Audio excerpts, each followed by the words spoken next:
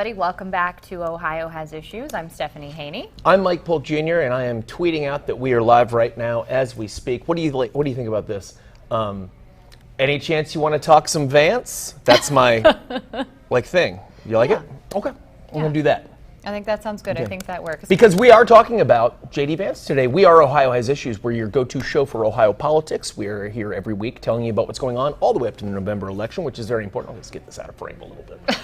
We gotta stay hydrated here because there's a lot to you talk have to. about. There is a lot going on, but most importantly, we are a show that talks about Ohio politics, and a pretty important Ohio politician just came into the news this week. And that's JD Vance, who got tapped as former President Donald Trump's running mate for vice president. And we're going to tell you all about him today. That news came out today from the Republican National Convention. It was posted on social media by the former president. So when we talk about that today, we got a couple guests who are helping us out. Of course, we're going to bring you some of the speeches from the Republican National Convention, both from the formal speech stage and then also on the floor. We got some comments with Bernie Moreno. We actually caught up with Senator Sherrod Brown in Ohio this week. And then we have some friends of the show who are joining us again. You had an opportunity to chat with one of our favorites here on the show. I did. Henry Gomez, NBC reporter, and he does a heck of a job. And he's actually at the RNC. So you guys are going to get some behind the scenes looks because he's there on the ground and reporting in exclusively to Ohio Has Issues. Actually, he has other duties as well. He's doing stuff for NBC, but he has a lot to say about JD Vance, and it's really interesting stuff, so stay tuned for that. He's been following this Veep stakes, as it's been called, very closely. We also had a conversation this week with Case Western Reserve University political science professor Justin Buchler. That's right. That was more about how it's going to work now that JD Vance is the candidate and also a sitting senator here in Ohio. You might be wondering, does he just have to walk away, or does he? Well, he's got all the answers. And who comes in next? For example, who gets appointed? Do we get a choice? What's going on? Well, Dr. Buchler will tell you. Yeah, we get the inside scoop from him. So again, as we mentioned, former President Donald Trump has tapped US Senator for Ohio JD Vance as his running mate. And we do know that JD Vance will speak tonight from the Republican National Convention, but we do have some early comments from him that he made this afternoon. So let's listen to those. I cannot believe an assassin tried to take down the President of the United States. I was mad about it. Was he mad and angry? He called for national unity. He called for calm. He showed leadership, my friends, that the media keeps on saying they want somebody to tone down the temperature. Well, Donald Trump got shot and he toned down the temperature. That's what a real leader does.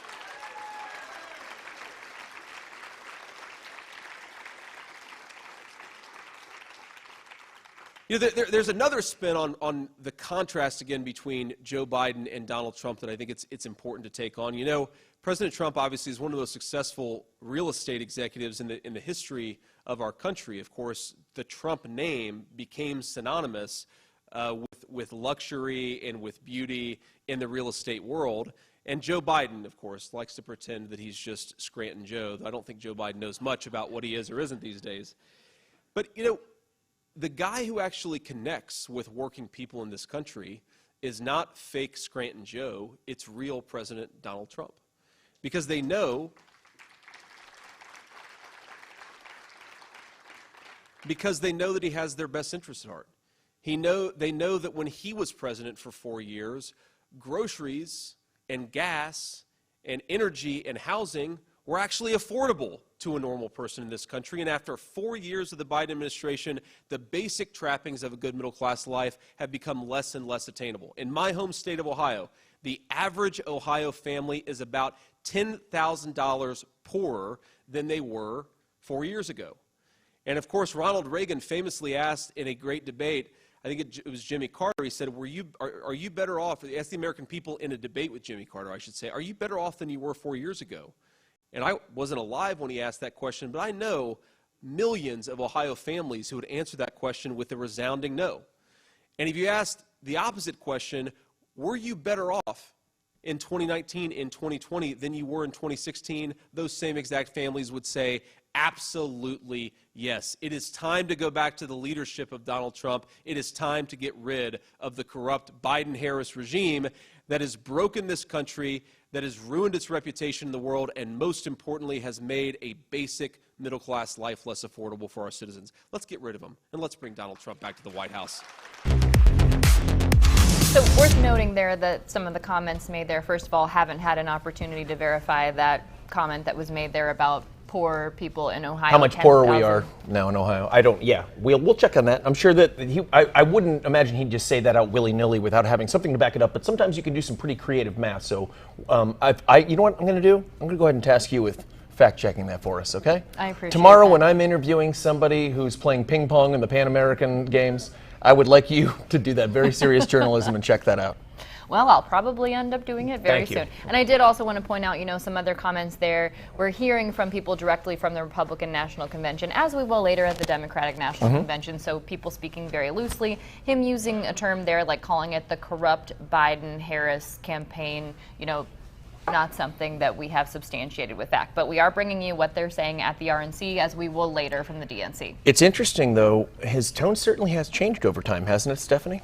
It has, and that's a great point to bring up at this point because Senator Vance once called himself a never-Trumper, if you may remember that, but he has since changed his position. So now his set of beliefs more closely align with the former President Donald Trump. That includes opposing aid to Ukraine and denying the 2020 election results. That's something that continues to be said. Now, for a closer look at his stances on big issues, here's Devin Bartolotta. In your breakdown, a closer look at the Republican vice presidential pick, JD Vance. Vance is a senator from Middletown, Ohio. He was elected to the US Senate in 2022. He's a Marine veteran who served in Iraq, then graduated from Ohio State University and Yale Law School. He's a successful businessman, and his book, Hillbilly Elegy, became a bestseller in 2016 and was turned into a movie. But that year, Vance said he did not vote for his own now running mate. In fact, Senator Vance once called himself a never Trump guy, saying on NPR, quote, "I can't stomach Trump," and once comparing him to Hitler. In now deleted tweets, he's called Trump an idiot, noxious, and reprehensible. He pulled a 180 over the next few years, and in 2020 echoed Trump's lies of widespread election fraud.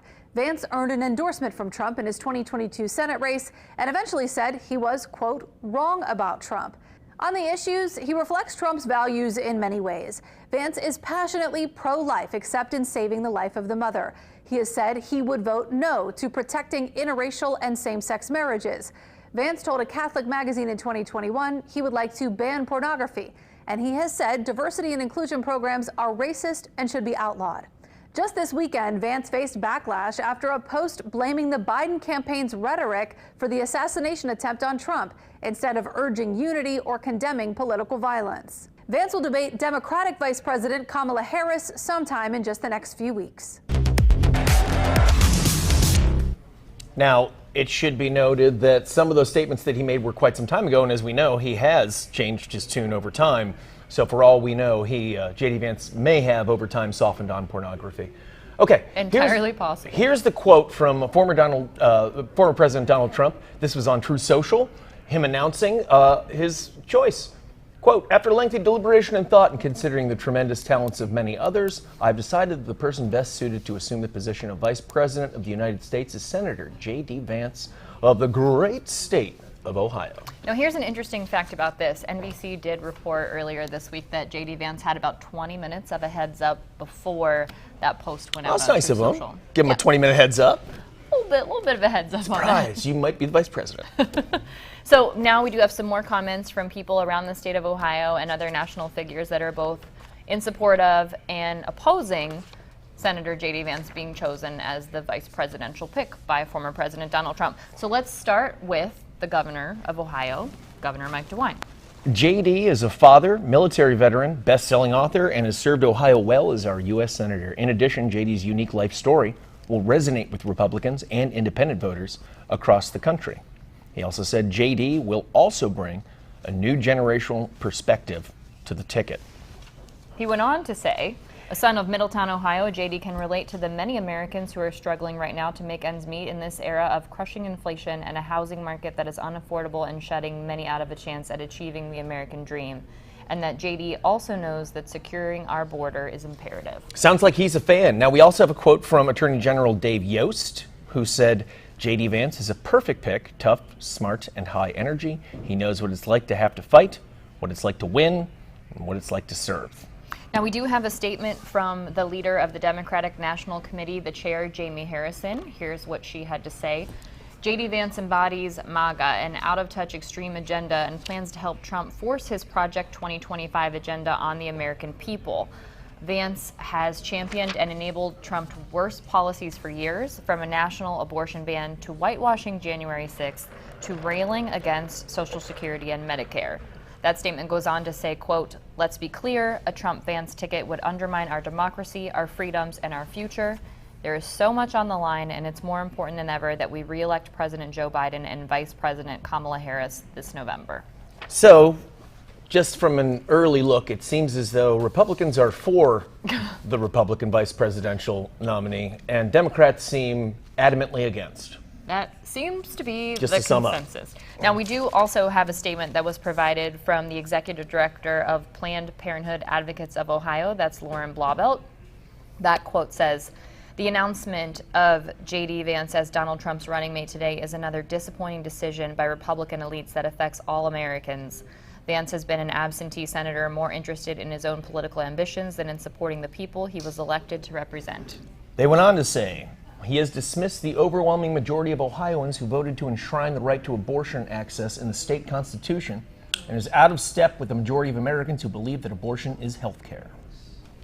And then they continue to say, we know that if elected, Trump and Vance will push forward a national ban on abortion and attack access to reproductive health care, gender-affirming care, and other vital and life-saving care. They will attack and work to eradicate any laws that do not align with their beliefs. Planned Parenthood Advocates of Ohio will continue our efforts to elect candidates who are invested in protecting the rights of all Ohioans. Now, you know, JD Vance is a senator for Ohio, and each week we've been giving you an update on the Senate race here in Ohio, which is a huge one between current U.S. Senator Sherrod Brown, Vance's colleague, and candidate Bernie Moreno. And not enough polling yet. You pollers, go do some polling already. We're using stuff from March, for the love of Pete. Come on, nerds, count the beans. That is a long time ago. Okay, so Moreno, being a Republican, he's at the Republican National Convention, and he spoke there from the stage on Tuesday. So here's what he had to say then.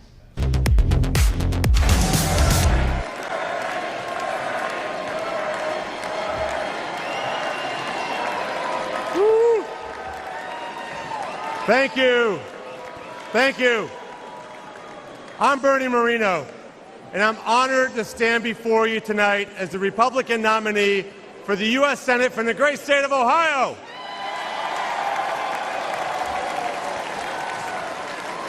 Many years ago, my parents brought me and my siblings to America legally.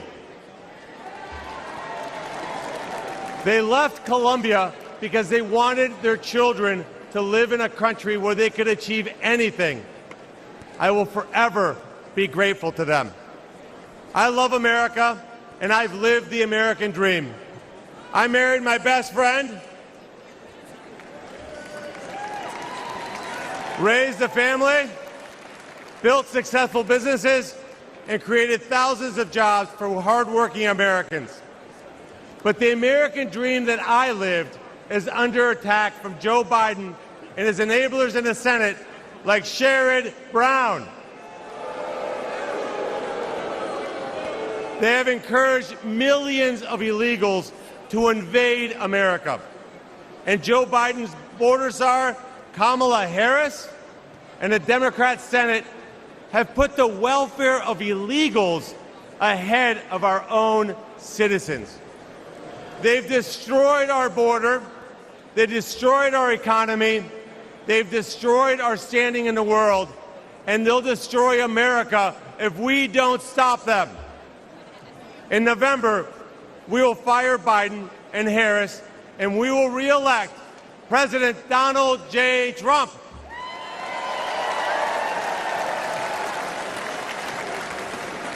I'm so proud that my senator, my friend, JD Vance, will be the next Vice President of the United States. He represents the best of Ohio, the best of America, and will be an incredible leader and defender of President Trump's plan to always put America first. And he won't stop there. Sherrod Brown votes with Biden virtually 100% of the time. I don't know if I agree with my wife 100% of the time. But Sherrod and Joe seem to have a very close relationship. Well, tonight, we've got a message for failed lifelong politicians like Sherrod Brown and Joe Biden. It's time to go home. A vote for Trump and Moreno is a vote to put America first. We will end the invasion at our southern border. We will fix our economy, protect American workers, and rescue America's family from Biden's and Brown's inflation. We will end the wars and deliver peace. I will fight alongside Donald Trump to make America stronger, safer, and more prosperous. Thank you, and may God continue to bless the United States of America. A couple quick notes on that. First of all, nothing beats like RNC footage or those kind of speeches for cutaway shots of dudes with handlebar mustaches and cowboy hats and tri-cornered hats and stuff like that.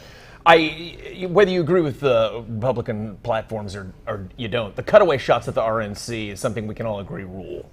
Secondly, we saw it in person here in Cleveland it's not true. too long ago. Secondly, I don't have the authority to speak on anything political whatsoever. I recognize that, and I appreciate that you guys let us talk about it and me talk about it regardless. But I did do comedy for a while, and that wife joke of Bernie Moreno's was trash. Just straight trash. It was very dated. It didn't even make any sense. Of course, you disagree with your wife sometimes. Why wouldn't you disagree with some? Wait, really? Yeah, I that know. happens? Anyways, it was just that was Hack City. That was me making a joke. Yes, I know. There we go. That could be funny too. That's my analysis of that. Okay, so a reporter did also catch up with Moreno off the stage at the RNC. So here's what he had to say then.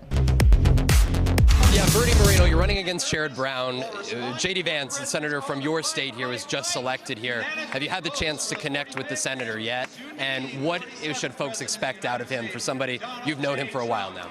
What they should know is that JD Vance is fundamentally a great human being. He's a great person. He's going to fight to make certain that we secure our border, we have energy dominance, and that we make things here in America, that we restore our middle class. He's a guy that came from that world. He's going to make certain that the Republican Party stands with them. That's what this nomination means. Couldn't be more proud of JD Vance. Have you had conversations with him in recent days or weeks about this process? You know, other than to wish him the best of luck, you know, obviously his entire life has been turned upside down, but he's a great man. He's a fighter, like President Trump is. He's a fierce fighter. He'll be a great person to sit alongside President Trump to make this country great again. You're going up against incumbent Senator Sherrod Brown, a Democrat. The Democrats are on the defense in a lot of states around the country, including in Ohio here. What should folks expect of the next 3.5 months with trying to protect states like Ohio, where Donald Trump has won decisively now 2 election cycles in a row? Well, what they should expect is that Sherrod Brown, who's been in office for almost 50 years, a forever politician, never had a job in the private sector, you're going to see him throw a lot of mud my way because he has a record that he can't back up. He can't stand up and defend his voting record, which is hideous for Ohio, terrible for working class Americans. Ohio's lost 200,000 manufacturing jobs since he's been in office. I think the American people are sick of these forever politicians, these people that go there forever, live on a paycheck from the government their entire lives. They want outsiders that go to Washington, D.C. to serve. That's what I'm going to do. Bernie Moreno, thank you very much. Thank you. Appreciate it. So based on the comments that Moreno made there, we did reach out to the Brown campaign, and here's what Sherrod Brown had to say on JD Vance being chosen as the GOP VP pick. I've always put politics aside and worked with anyone to get things done for Ohio. That's what I've done with Senator Vance, just like I did with Senator Portman before him. My focus remains where it has always been. delivering for Ohioans and fighting for the dignity of work. We also reached out to his campaign specifically on some of the claims that were made there by Moreno. So we got this response from Eliza Green, that's a spokesperson for the Sherrod Brown campaign. She said, quote, "Ohioans trust Sherrod and know he'll always fight for the dignity of work, from standing up to his own party to fight bad trade deals that hurt Ohio workers, to taking on Wall Street and greedy corporations to lower costs, to saving the pensions of 100,000 Ohioans." She went on to say, while Sherrod fights for Ohio, Bernie Moreno has made it clear he only looks out for himself and refused to pay his employees the overtime they'd earned, destroyed the evidence to get out of it, and supports a national abortion ban which would overturn the will of Ohioans. Now, Sherrod was also in town for an event in Northeast Ohio this week, and one of our reporters caught up with him there. So here's the comments that he made while in town. I first want to start with just saying that understanding all of us are grateful that the president is okay, that political violence has no place in this country, should have no place in this country.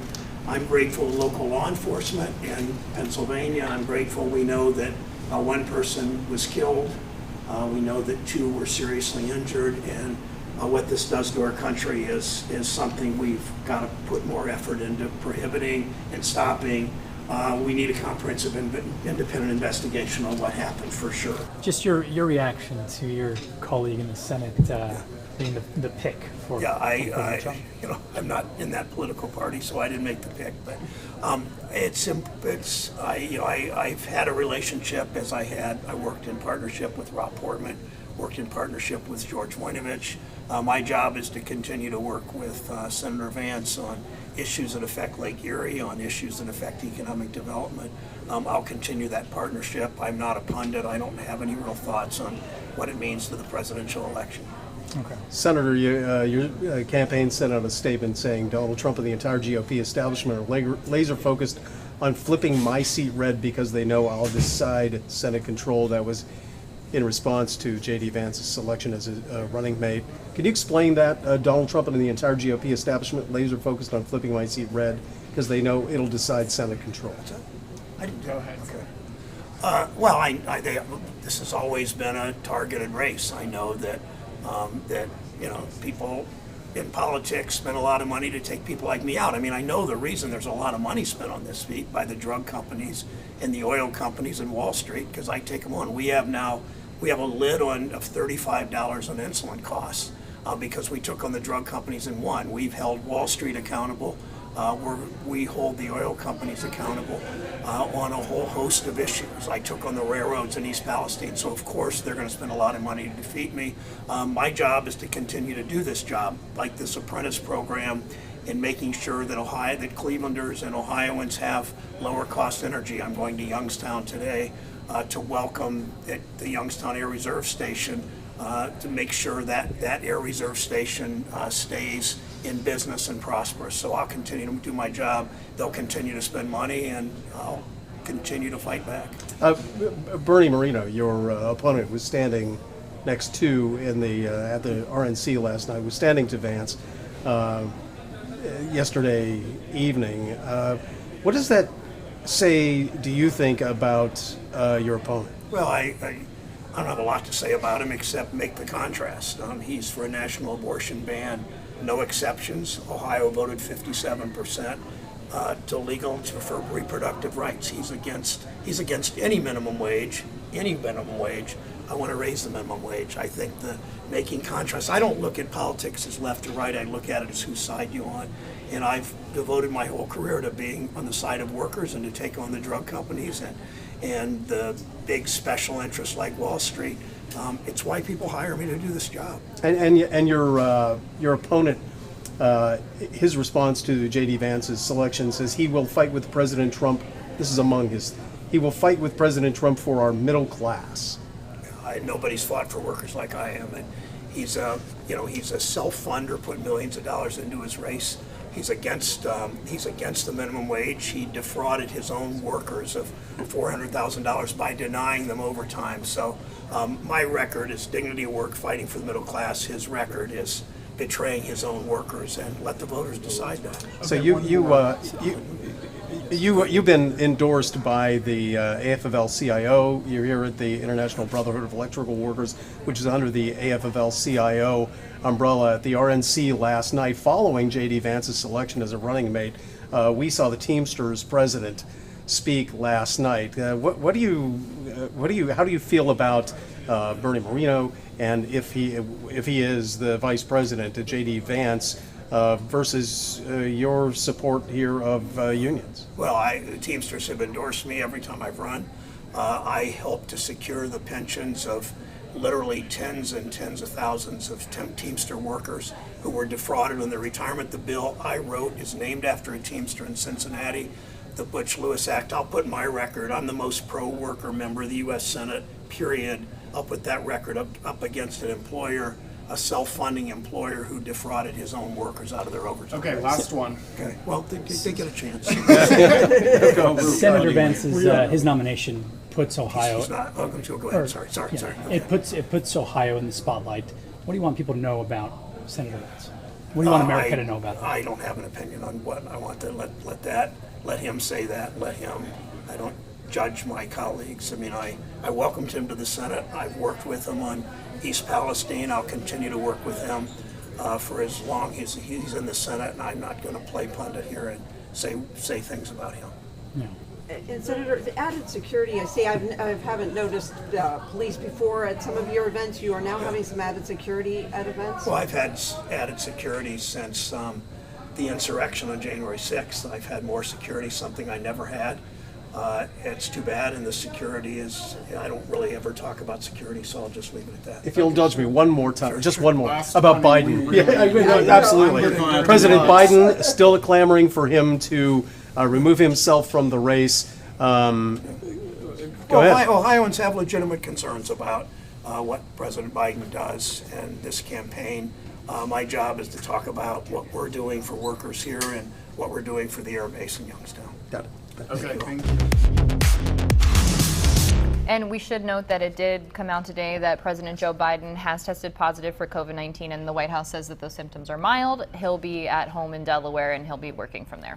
Senator Brown sat in the pocket, answered a bunch of questions. I thought that was interesting to see that. I like how you put that together, like all the way cut through, like without any real breaks or too many breaks or anything like that. I thought that was great, so you can see how he responds to things. Also, can we agree? His voice still sounds like a rock tumbler. It sounds like he's got a bunch of rocks in a rock tumbler, and somebody turned it on. Well, I will say, too, I don't know what the audio was like in that space. I know that he was there for a solar energy event, so I bet the acoustics were not great. You were being very overly apologetic. The man's, it's not disrespectful to say that the man has a voice that sounds like a rock tumbler. I don't know what that means. Oh, you wouldn't. That's okay. But anyways, that was good stuff. You know, I thought it was interesting the way those were reporters from different outlets here in the Cleveland area, and they caught up with him after that event. So I wanted to give everybody an opportunity to hear what he had to say about those things, which are very timely with the selection of JD Vance. Obviously, we're called Ohio Has Issues. That's an Ohio senator talking about an Ohio senator being named vice president as a pick. So yeah, that makes sense. So what do we got next? Well, speaking of the Republican National Convention, which is happening this week, you had an opportunity to talk with one of our friends of the show, Mr. Henry Gomez. Okay, Big Hank stationed at the RNC in Milwaukee. He's in the weeds, folks, and we were able to track him down and get him to speak with us and give us some inside info on JD Vance. Nobody knows more about him than he does. Take a listen. Oh my gosh, it's Henry Gomez. How are you doing, sir? I'm doing well, Mike. How about you? You're stationed right now. Where are you, by the way?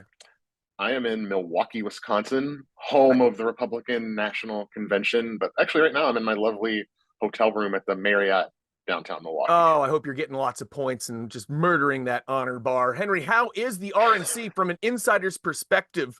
Tell us back in Ohio, how's the RNC going so far from your perspective? These conventions, and this is probably the fifth or sixth I've covered, they're organized chaos. There's people everywhere, being, herded like cats in all these different directions, people wearing cowboy hats, bedazzled jeans, all that sort of thing.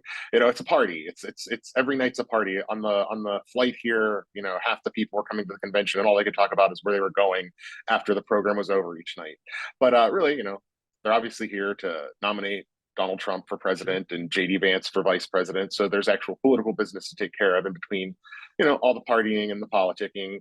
But that's what's been going on all week. Obviously, a big Ohio week because Senator Vance has been selected by Trump as his running mate, and we'll see him in prime time tonight giving his speech. That's why we have you here today, because you are the authority. You're an NBC political correspondent, and you're an Ohio boy, so you are the best person to speak to about this. You had an article come out this week called, what's it called? Oh, the inside story of how Trump chose JD Vance as his running mate. You co-authored that with Matt Dixon, and it was a great read, gives everybody some insight into how this all went down.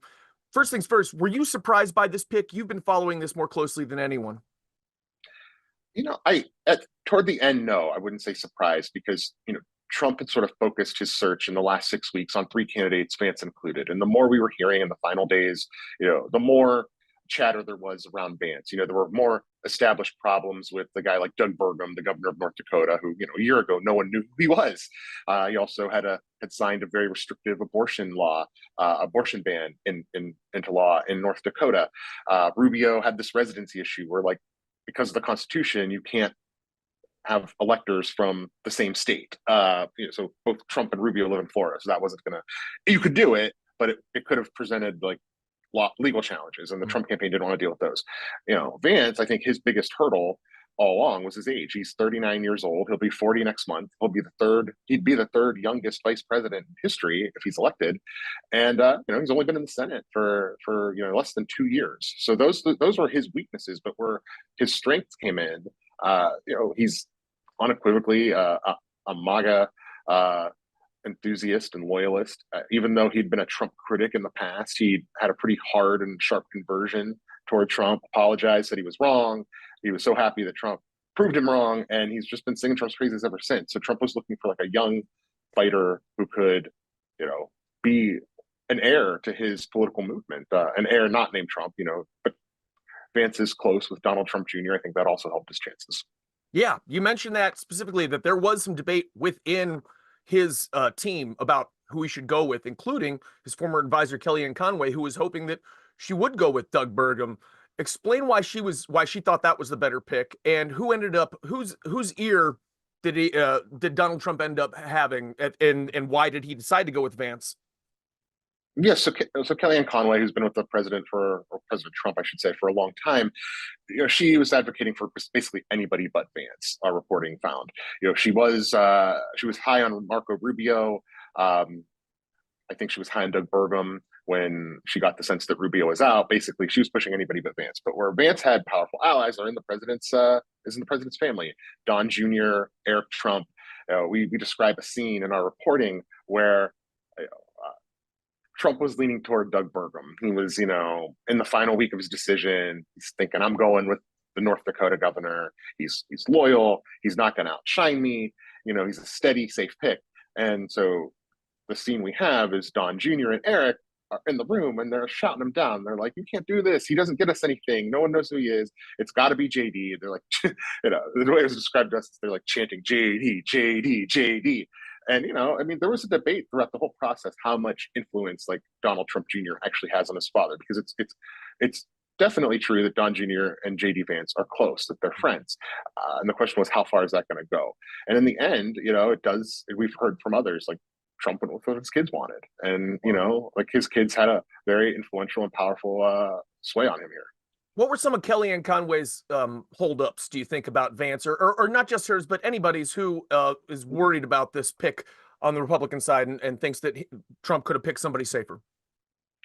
I think one of the things that, and I didn't mention this earlier, that was working against Vance was, I mentioned he was a critic of Trump in the past.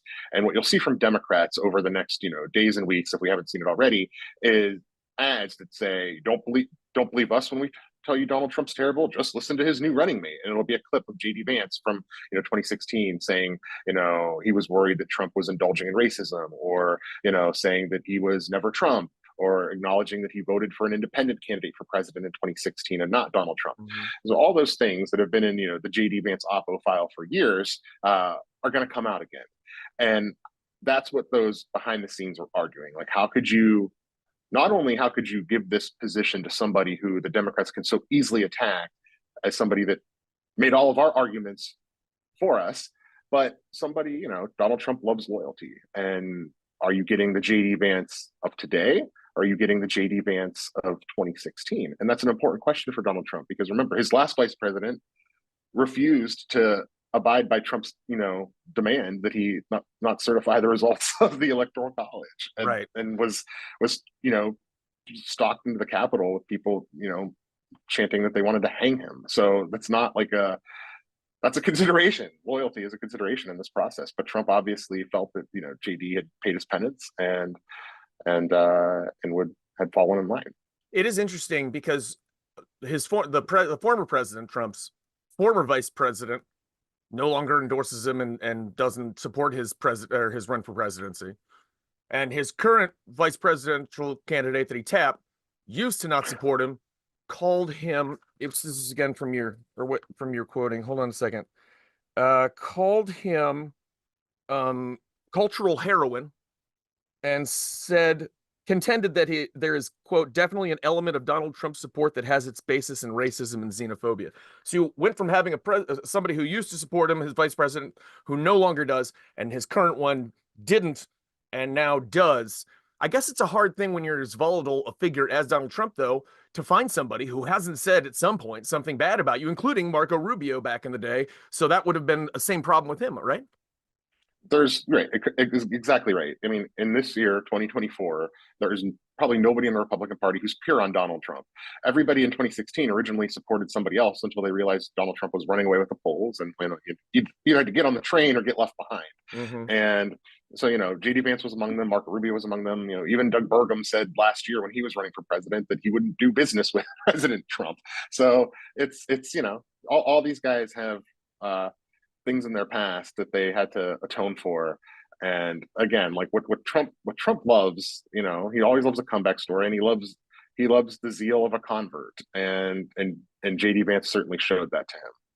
Tell us a little bit about JD Vance's rise. My mother made me read Hillbilly Elegy probably 8-10 years ago, whenever that was. And so I'm familiar with that, but that's really what launched him. Tell us a little bit about that and why the conservative movement embraced him, in your opinion. So the book, it's about him growing up in Middletown, Ohio. His family had migrated from Eastern Kentucky to Middletown to work in the steel mill there. And, I think it's a story that's familiar to a lot of, working class families in Ohio and like the Rust Belt, the industrial Midwest, underemployment, unemployment, poverty. He had a mother who struggled with drug addiction. There's a history of abuse in the family. He grew up in, pretty horrific conditions, and then came out of it to go to Ohio State, go to the Marines, go to Yale Law School, write a best-selling book.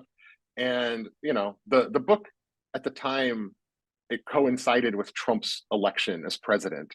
And even though Vance didn't mean to do this, because the book was already well down the track before Trump was, it anticipated his rise, and it sort of got into the psyche of that white working class voter that became sort of mythologized after Trump won. And there are parts in the book that, if you look at them, when you look at them then and you look at them today, they prescribe more conservative policy positions. They talk about, he writes about like welfare not being, the answer, and many people found the way he wrote about that to be sort of dismissive and a little too far to the right for their liking. Now what we're seeing, him as a senator is, he's adopted a lot of his thinking, the things that informed him growing up, and packaged them into a populist, conservative populist ideology that's very simpatico with Trump. And he's become a hero in the MAGA movement just by being the guy that's willing to stand up and say those things, and go on TV and defend Trump, and show up in New York for his hush money trial, and he's young, and I think people like that too. He's somebody that you can see as the future of that party, as opposed to older folks like Doug Burgum. You mentioned that in your article as well. The fact that he is so young might have had something to do with why he was chosen. Particularly in regards to the fact that Joe Biden, there's still speculation of him possibly stepping down. And you said that this might be a way of hedging their bets against that. Can you explain that to us? Yeah. So there's been calls for Joe Biden to step aside, not run, which would mean there'd be a new Democratic. Some people are pointing out that he's quite old. He is. I don't know if you noticed. Yeah. There was a debate last month. All the reporting is saying that. Yeah. Yes, yes, many people are saying. Mhm. So, what the Republicans are looking at this scenario where Kamala Harris, the vice president, is now running for president. And to be competitive with Trump, she needs a vice presidential candidate who's, from Pennsylvania or the Midwest. Mm. And in that case, I think the Republicans right now want Joe Biden to stay in the race because they see him as badly weakened after the debate. So they're worried that you get a new candidate like Kamala Harris and a running mate like Josh Shapiro, the governor of Pennsylvania, and it jolts the ticket, gives them some momentum. But now you got a guy like JD Vance, who's also from that region. He's next door to Pennsylvania, can go into Wisconsin and Michigan, campaign for like blue collar workers, and it neutralizes the possibility of that. So that was definitely something that factored into the decision process. Does this have any effect? How does this have an effect on the races here in Ohio, in your opinion, and the Senate race, particularly with Bernie Moreno and Sherrod Brown?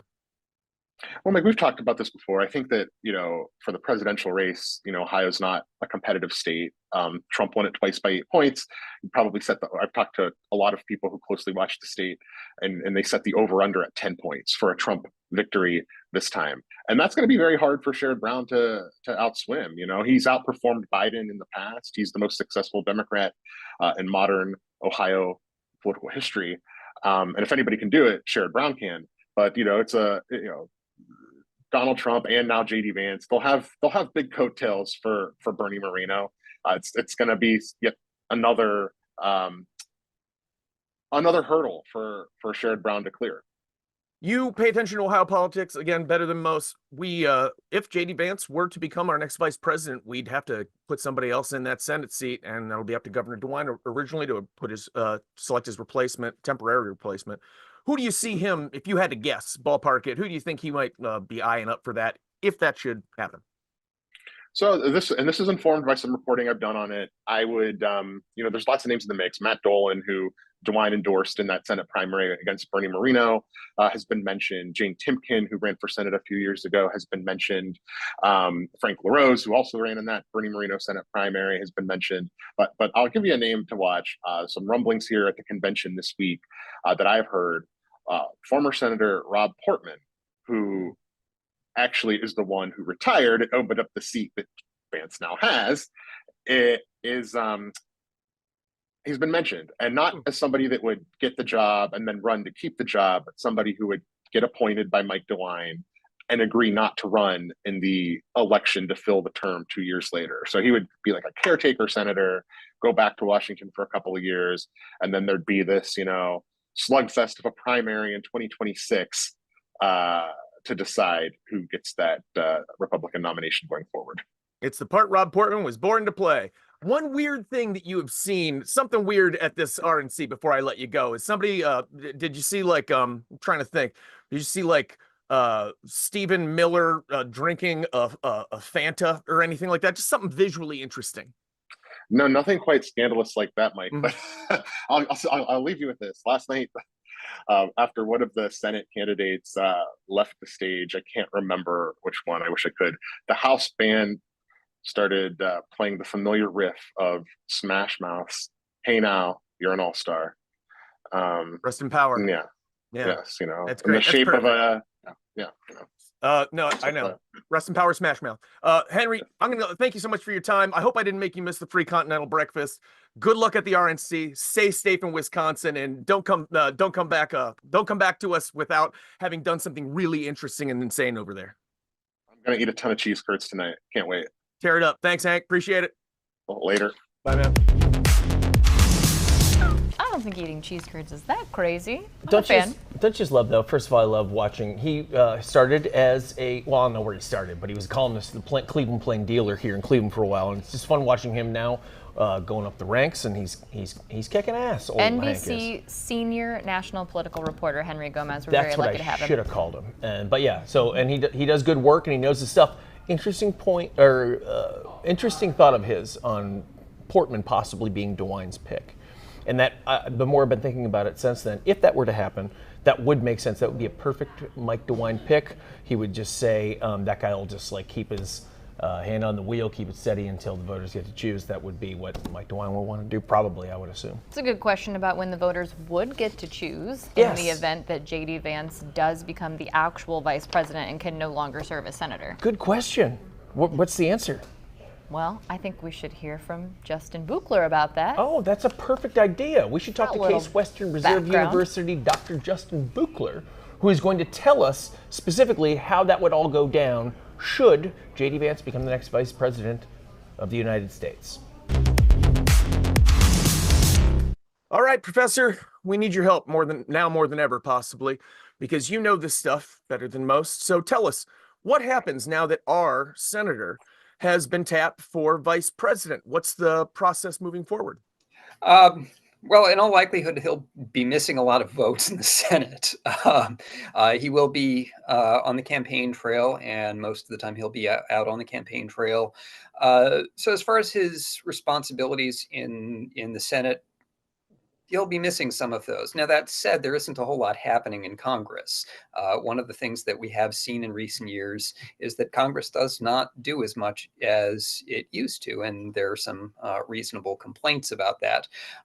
If Congress were more active, then that might be a little bit more important. That's not to say that Congress has no responsibilities right now, but for the most part, Senator Vance will be on the campaign trail. That will be his primary responsibility as far as former President Trump is concerned, and that means he will probably miss a bunch of votes.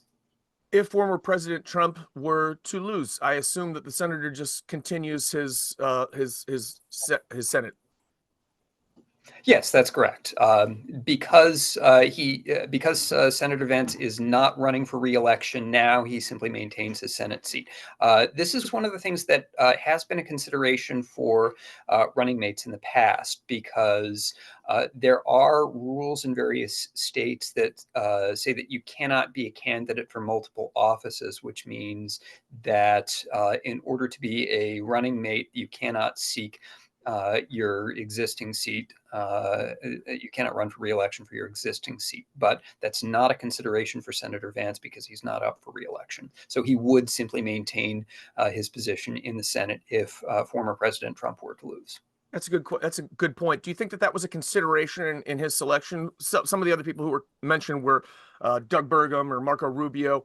Perhaps they weren't. Their in particular, Marco Rubio's Senate seat was not in that same timetable where it might have been more complicated to choose him, or do you think that wasn't a consideration? I don't know that was a consideration. I mean, Marco Rubio has a little bit more of a contentious history with former President Trump. If you remember the campaign in 2016, Marco Rubio was a candidate, and Donald Trump had a lot of tension with him. Now, that said, Marco Rubio, like everybody else in the Republican Party, eventually had to come around, because you don't have a future in the Republican Party of today without backing Donald Trump. But I think that there are a couple of other factors. One is that Donald Trump was probably at least a little bit more confident in Florida than in Ohio. And the other is that he's probably just more personally comfortable with JD Vance, because personally, Senator Vance has adopted a style that is closer to former President Trump than Marco Rubio has. He has adopted a more pugilistic political style. He has adopted the kinds of trade restrictionist policies that former President Trump has adopted. So I think it was probably an easier call for him to go with Senator Vance. In the event that former President Trump should win, JD Vance becomes the vice president, when would Ohioans get their next chance to vote on their next senator? So this is up to Ohio law. So one of the interesting things about Senate seats is that for House positions, with the House, it is always a special election to fill a vacancy. But with the Senate, states set their own rules. So some states allow a governor to fill the vacancy. With some, there is automatically automatically a special election, regardless of when a seat is vacated. With Ohio, the governor can fill a vacancy, and I am just blanking for the moment on the timeline here, and you'll have to look that up. No problem. So now that JD Vance has been tapped, though, is there any precedent for this that you know of in Ohio, as far as somebody, an active politician from Ohio, being tapped to be part of a presidential ticket that you're aware of? Well, it's actually relatively normal because when presidential candidates are selecting running mates, they usually pick either a sitting senator or a sitting governor, because for the most part, they are picking somebody who is seen as a plausible president. And if you're looking at the history of presidential nominees, they are usually senators or governors.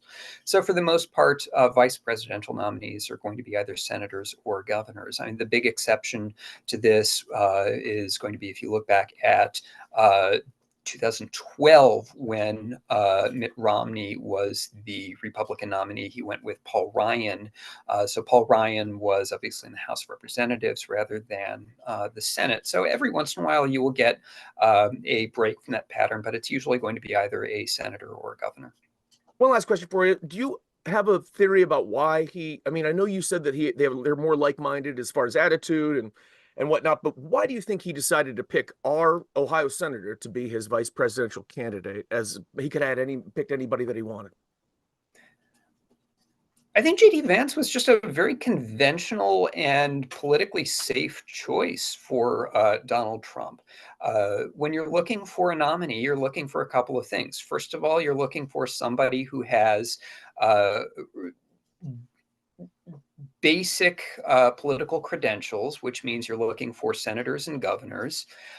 Secondly, you're looking for somebody who comes from a swing state. Ohio is still at least a little bit of a swing state, and you're looking for somebody with whom you're going to get along. And JD Vance checked those boxes. Now, the last time around in 2016, Donald Trump was a little bit more constrained, and he picked Mike Pence because he needed to allay some concerns. He needed to allay the concerns of the establishment wing of the Republican Party, which was not convinced because Donald Trump had never been in elected office before. He didn't really know anything about politics, public policy, and he needed to make some overtures towards evangelical Christians because Donald Trump is not exactly a very overtly religious person, and Mike Pence sort of checked those boxes. He didn't have a whole lot of choices there, but he went with Mike Pence because he was just the obvious choice for that. This time he had a few obvious choices, but there's nothing really necessary about Vance. It's just he's a sitting senator from a swing state with a similar political style. Donald Trump had a few choices, and JD Vance was a relatively ordinary choice for a vice presidential running mate. Final thing, do you think this affects the voting in Ohio in any way? Were there people who might not have been on board with voting for Donald Trump, and then now that they know that their hometown senator is involved, do you think this will affect Ohio voters at all? I think it's unlikely to move very many votes. I mean, most of the research on presidential elections and vice presidential nominees would indicate that a home state running mate will move maybe a point or two at the most. And JD Vance has not been in office for very long, so I wouldn't expect him to move very many votes. Ohio tends to go a little bit Republican anyway, so I would expect Donald Trump to win Ohio anyway. I wouldn't expect the Vance nomination to do much of anything. Professor, thank you so much for your insight. We'll be bugging you again as we get closer to the election. Thanks for your time. Sure, anytime. Bye. Thank you very much, Professor Buchler, for the insight. It's good that we have people like that on the old Rolodex, so we can call them. You guys know the Rolodex, don't you? You all have one at home. Here we go again. There were 4 channels back in my day. There were 4 TV channels. If you didn't like them, well, you're out of luck. Okay, thank you for that. No problem. I really appreciated that. Okay, so we did talk to Professor Buchler about what this means in terms of if they do win, if Trump and Vance do win and he does become the vice president, what that means. So here's what we've learned. I reached out to the Ohio Attorney General's office today, also to the Secretary of State's office, and also to Governor Mike DeWine's office to get to the bottom of this, which thank you very much for Ben, Dan, and Bethany for all getting back to me so quickly about this. And there would be a special election in November of 2026. So my question for them was, why would it be so long? It's very far away. Because that seems kind of strange, because when the U.S. Representative Bill Johnson stepped down to become the president of Youngstown State University, there was a special election right away. Well, as Buchler said there, Professor Buchler said, it's different for the House of Representatives and the Senate. We have two different statutes on it in the state of Ohio, and it dates back to the 1900s when there were different ways that those elections were handled. So this is a deep cut, but I found it fascinating and thought you might be interested to know. So basically, the long story made short is there won't be another regular election until November of 2026. So that's when the special election to replace Senator Vance, if he does become vice president, would have to be held. Now, of course, that's interesting because the people of Ohio elected JD Vance, and that means that they'll have probably somebody for about 2 years that is somebody that they did not elect. Right, which was why I wanted to know about that, and